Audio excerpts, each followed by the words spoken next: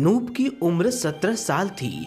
वह पास के ही एक स्कूल में 12वीं जमात में पढ़ता था।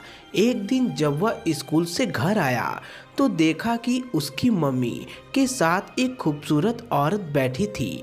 वह औरत जवान थी और काफी पढ़ी लिखी भी लग रही थी। मम्मी ने अनूप को बताया कि वह औरत साथ वाले घर में अपने पति के साथ रहने आई है। बातों ही बातों में जब पता चला कि माया नाम की वह खूबसूरत पड़ोसन इंग्लिश में एमए है, तो अनूप की मम्मी ने बिना देर किए माया के यहाँ अनूप का ट्यूशन लगवा दिया। अनूप तो अपनी माया भाभी के पास पढ़ने के ख्याल से ही झूमने लगता था। अगले हफ्ते से अनूप का ट्यूशन शुरू हुआ तो वह पढ़ने से ज्यादा माया भाभी पर नजरें टिकाकर रखता था। हैरत की बात तो यह थी कि माया भाभी उसे कभी इस बात के लिए टोकती नहीं थी।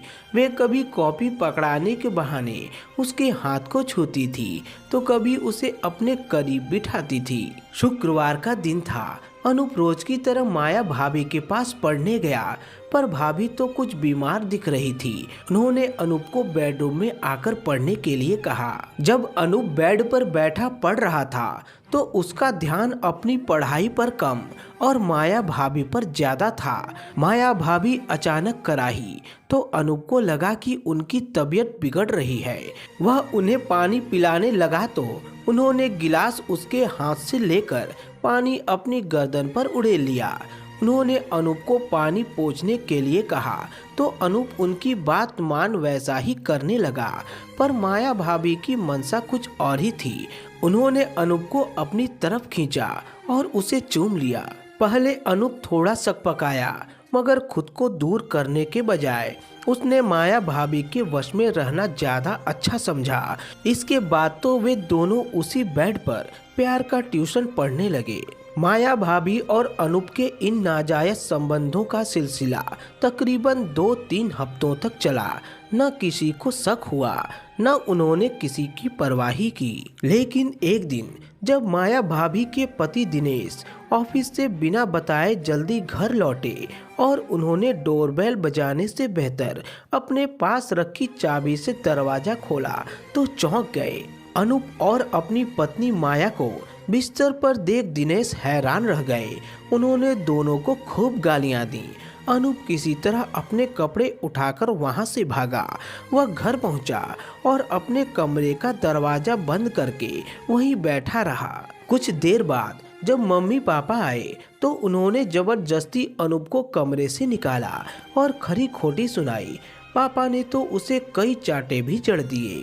जब माया और अनूप के नाजायज संबंधों की जानकारी दूसरे लोगों को लगी तो उनका मजाक बनाया जाने लगा। अनूप को खूंटे से बांधने की हिदायतें दी जाने लगी।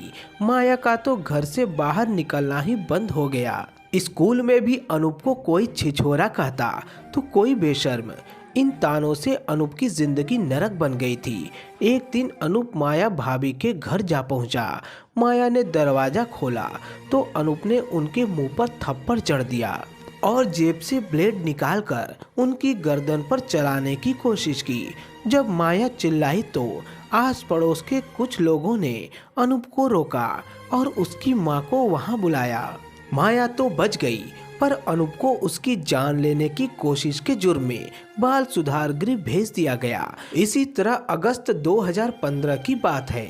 23 साला प्रवीण को पुलिस ने 3 लोगों के खून के इल्जाम में उसके घर से गिरफ्तार किया था। प्रवीण ने अपनी 37 साला पड़ोसन रीना और उसके 2 बच्चों की हत्या की थी।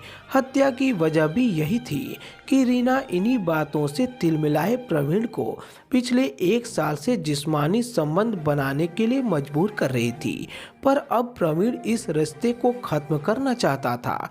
रीना उसे ऐसा करने नहीं देना चाहती थी। इसी के चलते प्रवीण ने रीना और उसके 12 साल के बेटे आदिल और 5 साल की बेटी साहित्य की हत्या कर दी। इस तरह के नाजायज संबंधों में अक्सर लड़के की उम्र औरत से छोटी होती है, पर आने वाले खतरों के शिकार वे दोनों ही किसी न किसी तरह होते हैं। किसी औरत की उम्र ज़्यादा होने के चलते उसके लिए ऐसे संबंध केवल मनोरंजन का जरिया मात्र हो सकते हैं। इसलिए जवान होते लड़कों को इनके आने वाले खतरों के बारे में सचेत रहना बहुत ज़रूरी है। तो दोस्तों, आपका क्या कहना है इस कहानी के बारे में? कमेंट करके हमें ज़रूर बताएं। वीडियो को लाइक कर दीजिए और इसी तरह की कहानी लगातार देखने और सुनने के लिए चैनल को सब्सक्राइब करके घंटी को दबाकर ऑल पर सेट कर लीजिए, ताकि आने वाली वीडियो का नोटिफिकेशन आपके पास तुरंत पहुंच सके। तो मिलता हूं आपसे एक अगली वीडियो में, तब तक के लिए धन्यवाद।